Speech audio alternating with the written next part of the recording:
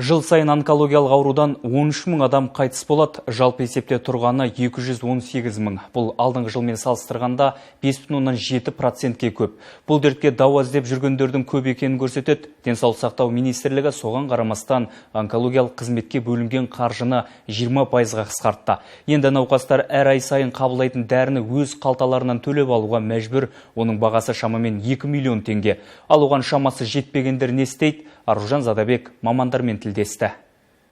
Сабыржан Нұржановтың жасы 55-те. Оған бауыр қатерлі ісігі диагнозы қойылған. Дерттен айығу үшін операцияға жүгіне алмайды, тек дәрімен амалдайды. Ал оның бағасы 2 миллион. Қымбат препаратты тек 21 күн қабылдайды, келесі айда тағы жаңасын алу керек. Ал арасын үзсе өміріне қауіп төнеді.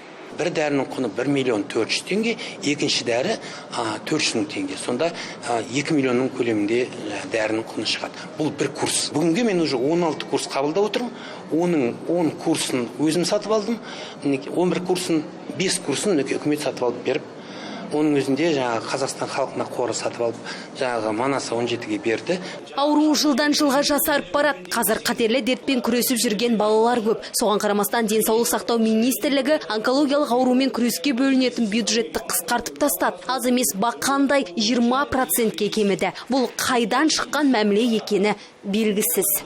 Сейчас попросили пересмотреть эти тарифы. Қазір бұл мәселені қайта қарап жатырмыз. Әлі толық шешілген жоқ. Бұл уақытша. Қазір жұмыс тобы құрылды. Талқылап жатырмыз. Қазір бізде 3 миллион теңгеге дейін тұратын дәрілер бар. Оның барлығын саралау керек. Бір айтатыным, ешқандай науқас жапа шекпеуі тиіс. Қазір салада кемшілік көп. Медициналық құрал жабдықтың көбі ескірген, ауруда алдын ала анықтайтын құрылғылар жетіспейді. Мамандар туралы жақ ашудың өзі орынсыз. Ауылды былай қойғанда қалада білікті дәрігер табу мұң. Баяғыдан келе жатқан бізде онкология мамандарымен қамту жүйесі болды. Бұл жүйені өкінішке орай біз жоғалтып алдық. Ол жүйеде, мысалы, онкологиялық бізде үлкен клиникалар бар. Сол клиникада жалақы алатын, сол клиникада жұмыс істейтін азаматтар аудандық онколог болып жұмыс істейтін. Сонда бір-бірімен арақатынасы да болады.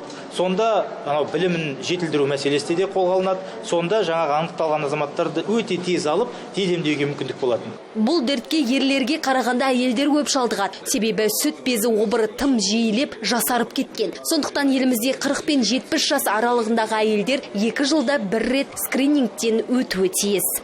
Аружан Задабек, Ернұр Қалелов, Астана Таймс.